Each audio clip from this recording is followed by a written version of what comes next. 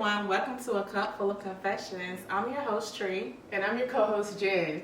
and our cups are about to be full, and we're about to be confessing. Okay, so today we're going to be discussing toxic relationships, and I felt like it was very appropriate for us to have a water that's cleansing and refreshing, because it's like 104 heat index outside. Absolutely. So it's super hot and scorching, but we're gonna get to it. So today we're having, it's something that I order quite often. You know, when you go out to dinner with your man or your friends, but normally your man or whatever, and you get a free water, complimentary water. So I always ask for a soda water or a spritzer with mint leaves and lime. So that's what we're gonna have today because it's refreshing and that's what it is. So Tree, go ahead and hit us off with some ice. I'm gonna get the water, the sparkling water. Okay.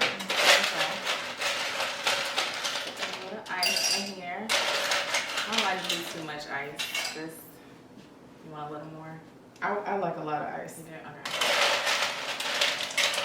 So we have the San Pellegrino. There's a comedian that made a joke about this drink. I can't remember which comedian it is, but if you guys remember, jump in the comment section and remind us. But the comedian was talking about going through the airport with this water, and he was saying how well white people received him because he had this water. And I feel like, yeah, it was kind of funny because it's kind of true. Like, when people see you with this, they're like, okay, they're good. They're the good black people. So that just like check off the boxes. Pretty much. Okay. Pretty much. So, okay. So, ice, water, and then you can break off a couple pieces of mint. That's good. And then I will squeeze some lime. Oh, you can squeeze your own lime. It won't even much. Ugh. No, sometimes those limes be dry. And here's a little fun fact or kitchen hack, whatever you want to call it. So if you take your lime or your lemon and you put it in the microwave for a couple seconds, it will the pulp of the lime or lemon, it will expand them. And then when you get to squeeze it, it'll really release all the juices really easily. Oh, okay. But if you put it too long, it'll explode. Oh, wow. So just a few seconds, but put it in there, it'll give you what you need, and it's perfect. So a few sprigs of the mint, and then I'll squeeze some lime juice in mine. Did you do yours yet? Okay. She's gonna do that, and it's smelling so lovely and gorgeous over here.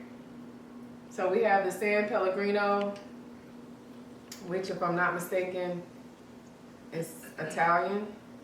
Okay. I always like refreshing drinks. So do I. Just, yeah. And something that, like, even if you can't drink alcohol at the time, you're still gonna feel fabulous. Right. So let me tell you guys.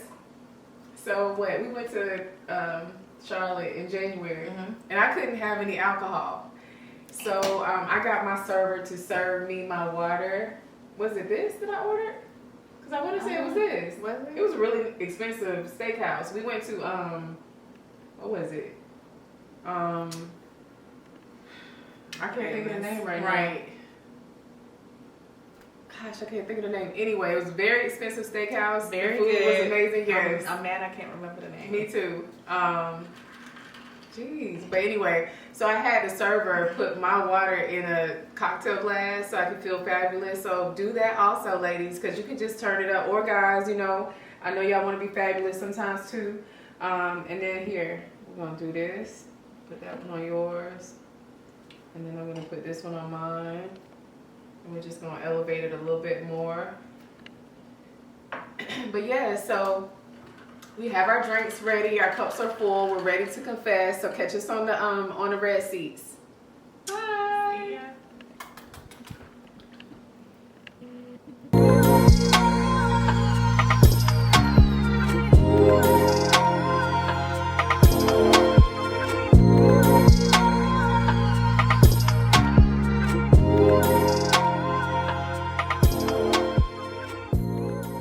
Hi everyone. So we are back and we are sipping And you thought about the place where you had the same drink, the name? Del Frisco's. So if you haven't checked it out, check out Del Frisco's. It's a steakhouse. They have amazing food. The service is great. The ambiance is amazing. But yeah, check it out. We went to the location in Charlotte and the QC, but I know they have a lot of different locations. Because one in Philly, I'm planning on checking out soon. My friend has promised to take me, so we'll see.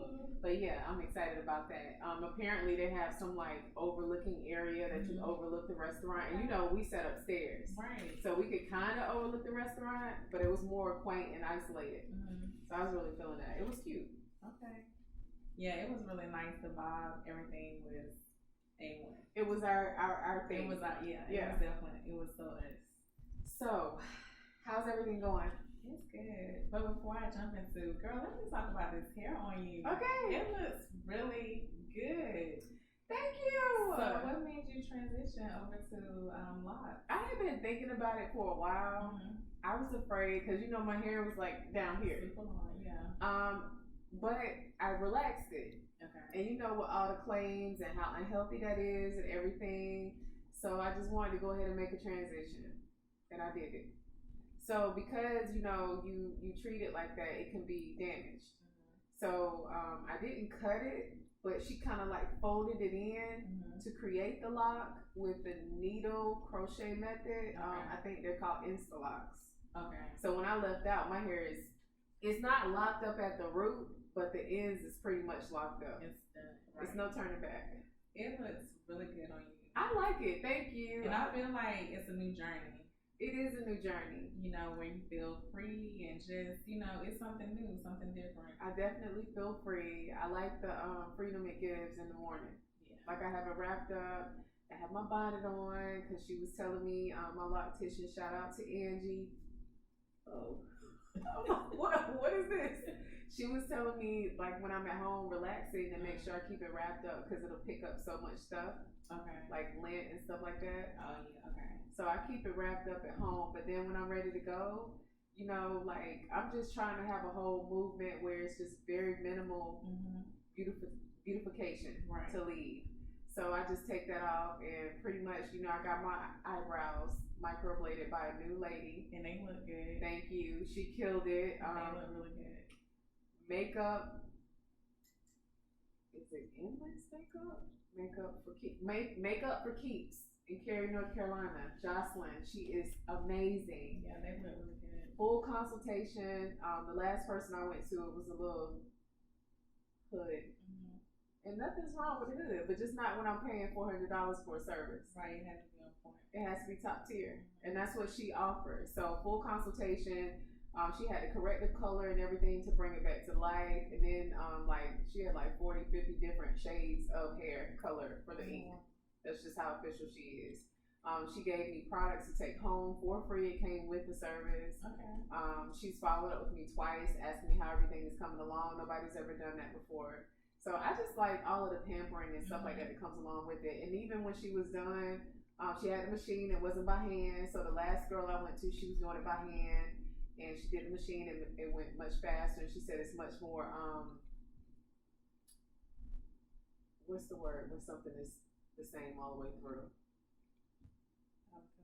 Yeah, it was much more consistent in doing it by hand.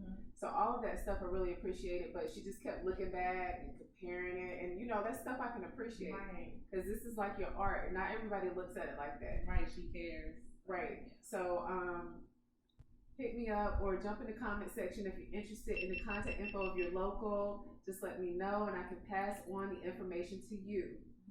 So comment below if you thought about the lot journey, but you know you're having second thoughts, you know, because I've even thought about it a few times. Have you? Yeah, but it's just one of those things. I mean, it's a big decision, you know, like, but you'll deal with hair anyway, and you still can get so many styles, you know, with locks. So, and you know, it's crazy because someone came at me. You know, people stay coming for me, right?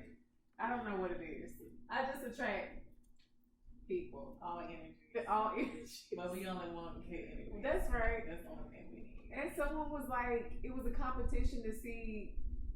It was a competition to make sure my hair didn't grow longer than theirs. It's kind of odd. But I was like, that's funny because I kind of just want mine to stay this long because I like this length. Right. I've done the long hair thing, Yeah. you know, with a relaxer, so I kind of look at that like it's nothing, Mm-hmm. you know, because if you can grow your hair that long with a relaxer, with locks, all they do is grow out and you keep getting them twisted. So what are they gonna do? Not grow? Right. So it's kind of like, yeah, that's not even my thing. I'm kind of feeling this length. Mm-hmm. It looks good. I feel like it gives you like a I keep feeling vibrance. these damn plants. Like it gives you like a vibrance, you know, like I can Thank tell, you. yeah. But it looks good on you. Thank you. But yeah, so we are definitely wearing our Dolce & Gabbana slippers. Mm-hmm. We're both injured right now. Yeah, so are you like getting better with the fall or from the fall or? So you guys, you know I sell real estate. I own a real estate firm. Excuse me. One of the things that I do for my clients find new construction. When the builder gets to the framing stage, that's basically where the wood beams are up in the home before they put the sheetrock up.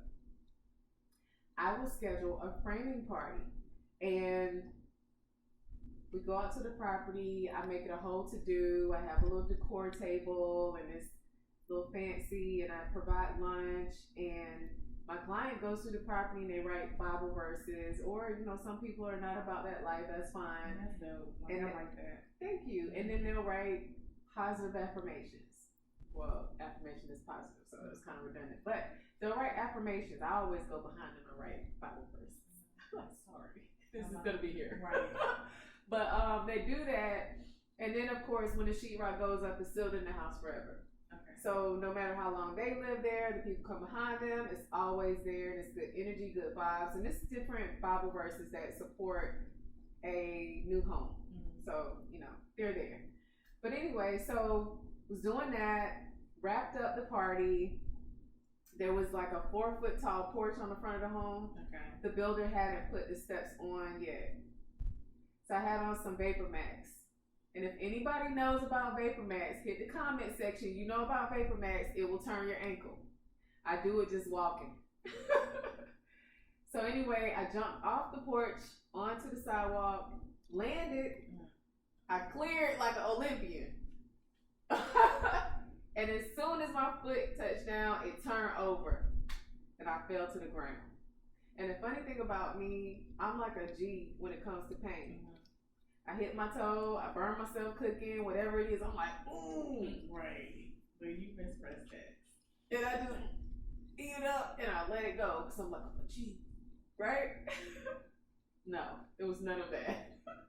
I fell to the ground and I was like, I yelled so long. And in my head, it was like a Ren and Stimpy moment. It was like, how long we yelling? How long we gonna keep this going? And it was like, it's out in the country in the middle of nowhere. So it was like, no one to come to help. My kids were with me and they were at the top of the porch. Mm-hmm. So I just lay there on the ground for a while and I looked up at my kids and I was just like, my son was playing with his action figures like nothing happened. I was like, dude. I just feel right. Rescue me. Attention. So I had a folding table, 3 beach chairs, a bin full of stuff, and then my client's lunch because unfortunately they couldn't make the appointment. And I had to get all of them and that stuff down. I used this folding table and a the beach folding chair as crutches to get to the car. Got to the car, got in the car, couldn't believe all of that had just happened. In my mind, it was kind of like, it made me realize how quickly things can change in the snap of a finger. And I actually thank God on the way leaving from the house, leaving from the property on the way to my house, because I was like, gosh, this was my left foot, and it allowed me. I had a neck pillow in the back, so I propped my foot up, and it allowed me to be able to drive. Wow. Yeah. So it was kind of like, you know, you can see the silver lining in whatever goes on. So I'm just ready to be back to my normal self. Yes, I know, and it takes a toll on you, like the boot. I can definitely tell you about the boot fight. But I wish you a speedy recovery. Thank you. You'll be back to yourself in no time. Thank you. I appreciate that. Stay off of it. Okay, so on relationships. Like, yes. so many different types of relationships. Yes.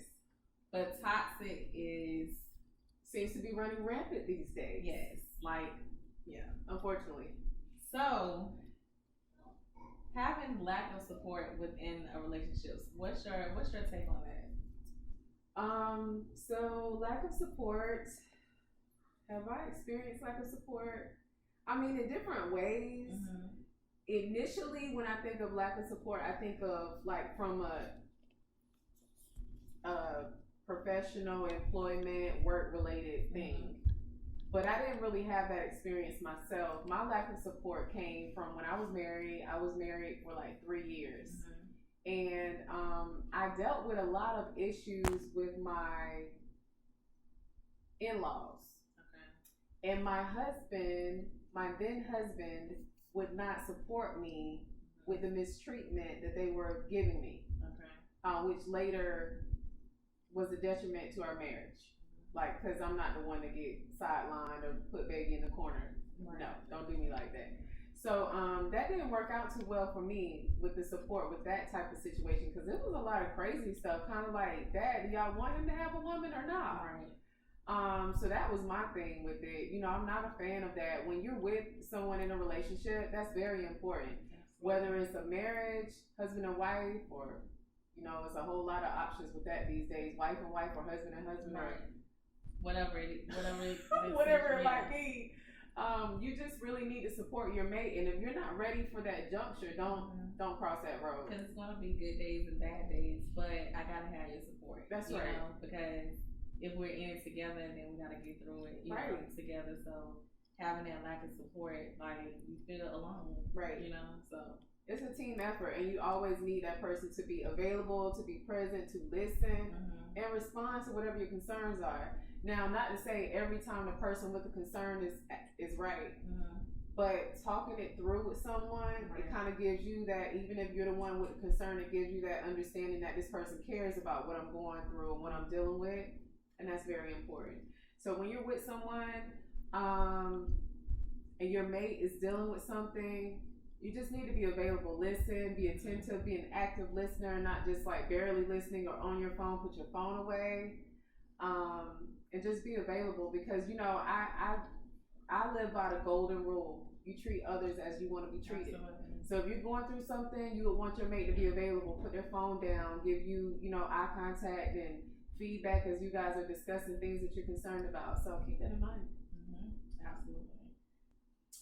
Okay, so let's talk about envy and jealousy now. So why do you feel jealousy occurs within relationships? Why do I feel it occurs? I feel it absolutely stems from insecurities within yourself. Yeah, I can co-sign to that. Insecurity for sure. Unless something has happened that, you know, I'm such not a jealous person. It's hard for me to wrap my mind around how it does occur, especially in a relationship. Like in a friendship, I'm not a jealous person. In a work relationship, I'm not a jealous person. Like, I want to see people win. So in the relationship, like when love is involved, it's kind of hard for me to wrap my mind around being with someone and then being jealous of that person. I have experienced it firsthand in a relationship. And it was very odd. It seems like as I was winning, the person felt like me, and like I have a few friends, and we always say, I can't say this on YouTube, but the end on the couch from Belly. You remember in the episode where they were in somebody's grandma's basement? And the guy was sitting on the couch like this, and they was like, I'm feeling some heat coming off that couch. We call him the end on the couch. Like, you acting like the end on the couch, right? That's what vibes people that do that give me. Like, what's your problem? Because we all have the same 24 hours in a day. And then when you're in a relationship with someone, it's kind of like, you should be happy they're winning. You know what I'm saying? Because if they're winning, to this person. If they're winning, you winning. So if you're not feeling that same love and adoration and just like exuberance that someone will exude whenever they're winning, you need to check yourself. Right. Absolutely. I definitely had that vibe in a relationship before. It was kind of like the love that I would get from social media. Like, I'm not an influencer yet, right? But I do get a lot of attention from social media, and they were just like not feeling it. They would be bothered, and they really wouldn't vocalize it, but you could tell energy, and I could feel the energy from that person. Like, I just really feel, and I'm the type of person, I'm gonna force you to explain yourself. Right. But yeah, I definitely felt it a lot. So I just say steer clear of it. When people start showing you those signs, and it's generally something in the beginning of the relationship that's going to indicate this is that type of person. Right. And then when you see those things, I mean, because I'm single right now, and it's like a journey trying to figure out where I want to be and who I want to be connected to. But I'm cutting people at the swollen ankle. Not the swollen ankle. They're getting cut left and right because I'm not dealing with any toxic behavior or anything that's a red flag, because I feel like when you don't do that, the relationship builds, and before you know it, you're deeply in love, and it's kind of like you're excusing things that you shouldn't excuse. Absolutely. They come back to bite you in the end. Right. So yeah. Okay. Yeah, for sure. And controlling behaviors. So I feel that's another behavior that's shown in the beginning.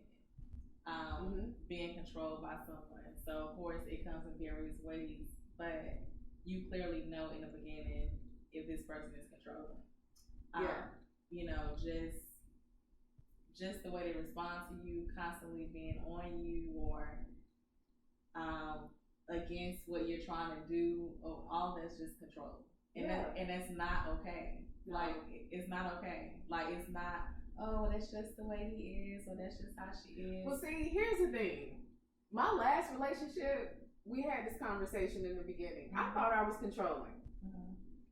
And now when I look back on things and how everything panned out with the relationship, I kind of look at it like, no, I wasn't controlling. It's kind of like, how did you feel you were controlling? I just have expectations of things that I'm going to allow and things that are going to, I guess, not be allowed. Right. And that's what I express, because I feel like I can. And it's not like the type of woman I am or what I have or what I've been through, but it's just like, this is who Jen is. Right. Take it or leave it. So, like, no, I don't want you going out with your friends every single weekend or staying out till 5 o'clock in the morning. That's not going to work with me. Right. Now, if you want to do that, that's fine. You're just not going to do it with me. Right. You can go and find someone else to be with, because if you with me, I'm the prize. You're going to want to be home with me because I'm going to make it fun. Right. And everything that you need, I'm going to provide that for you. Right. So I need you to be here and want that. The food, the comfortable, you know what I'm saying? All of that is going to be there. But it's kind of like I established that from the beginning, and some people take it as you being controlling. So I don't know, because I feel like that is, I don't know, like a part of your expectations. For me personally? Yeah. But I think maybe it can be misconstrued, or, you know, like. I think so. You know, because I still see controlling different, you know, just in a different way. So.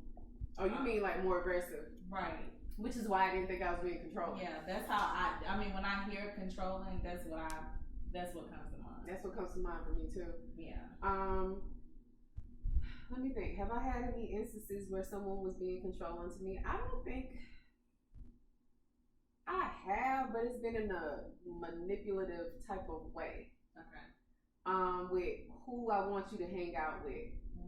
Like, I was with one guy, and he didn't necessarily like my best friend. And he would make jokes on her. And I was very protective of my friend. And I was just like, you're not going to make jokes on my friend? Like, no. And I'm, like, very protective over people I care about.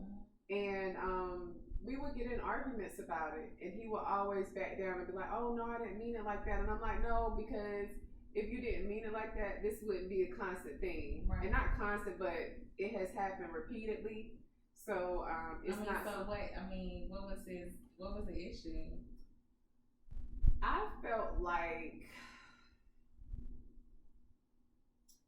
he didn't really feel like that person was, the character was right to compliment me. Okay. And I made that decision. Right. It's like I look at at that time, I would look at some of his friends and I'm like, they not all A1. Why you connected, right? Right. But those are your friends and I respect your relationships with them. Like, I don't know where y'all came from or where y'all going or, what the bond is all about. I'm just here now. Right. So I'll let you make that decision. As long as they're not doing anything that compromises our relationship, then I'm good. Right. But no. See it that way. Yeah. So that was one that I've experienced. I really haven't experienced too much control of behavior. Have you experienced anything? Not control, no. Yeah, I mean, for me, I'm not gonna tolerate control. Like, no. Yeah, I'm not. I mean, I know it's different levels to it, but no level of control will I accept or tolerate. Like, and I feel like some people, they will accept a force, or if the man is doing everything or whatever, they feel the need to, allow this person to have full control over them. I don't know. Like, everybody's household is different, right. But yeah, you should not be controlled. You should not be controlled. Like, you're your own person, man or woman, you're your own person. Definitely. Okay, someone always threatening to split up. Oh gosh, I'm guilty. But